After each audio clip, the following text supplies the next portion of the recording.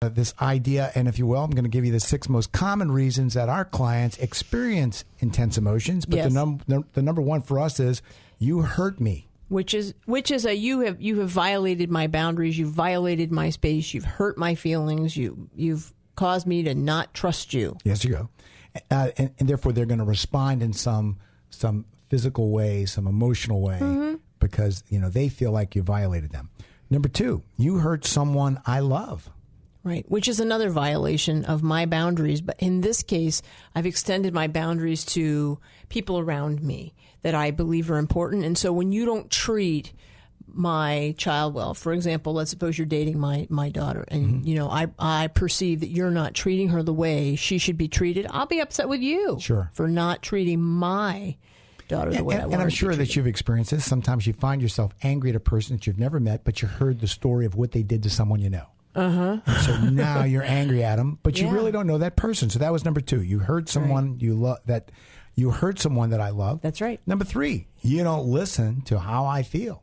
Oh, I hear that one all the time. Yeah, it's like the number one thing right behind we don't communicate is she don't listen. A sidebar to that is often women accuse men of listening to collect information to prove me wrong. But you're not listening to what my emotions are. You're not listening to what I feel. Number 4, you refuse to change or meet my needs. Right, and that implies rigidity. You have your way of thinking, your way of being, and you're not going to do anything to modify yourself, to fit in, to compromise, to work on our relationship so that it can be a good one. So this, if you will, results in a person being angry because they're frustrated. I've asked you to do these things for me. You say you're not, yet you tell me in a relationship. We like to remind the listeners that we define love as a process, not a destination. Right. But an assertive dedication to collaboratively build a lasting relationship with a willing partner. So when we don't see that collaboration, so now, if you will, go back to that. You refuse to change. You refuse to meet my needs. You're too rigid. You will not respond to me in a collaborative way, but you say you love me. Right. Okay.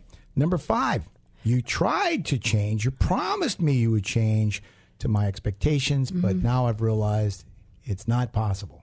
Right, it's not going to happen. And here, we can get into this because sometimes you may look at somebody in your life and see their potential, and you go on what you see them, what they could be, and you may start there. So in this notion, I have you making promises to me that you've really tried hard, but they're not. It's not going to happen. And where I see this come out was where I've had a man or a woman, if you will. Anger is not gender specific. No, it's not. And I had that person get frustrated because their partner keeps promising they're going to go to real estate school, or they're going to sell some property with their license, or they're going to go to college and get a degree, whether it be nursing or a bachelor's degree, and they never do it. But they keep promising you they will. See, that's different from the one. I can't pass chemistry. Yeah, I have this one course, I just can't pass it. If I can only learn how to read, I guess I could take the test. But you see where we're going with this? Whereas the one before that was about rigidity, this one's about promises not kept. Right. And then finally, another of the 6 of the most common reason that clients experience intense emotions is you really don't appreciate all that I've done for you. That's right. That's my 6th and last one. Things I do around here that keep your life working. That I do because maybe I love you, and so I may or may not keep track. Lots of times people don't keep track initially, but they do keep track once they're not feeling appreciated. Yeah. Now I've got the entire list and the number of times that I've done that. When I get upset, I'm going to pull it out 37 days in a row. 37 days in a row. I'm not going to throw men under the bus, but I see a lot of women that really are offended that I do all this work as the mother of the children, the housekeeper of the home, and I get no appreciation for it. Yeah. As we move down to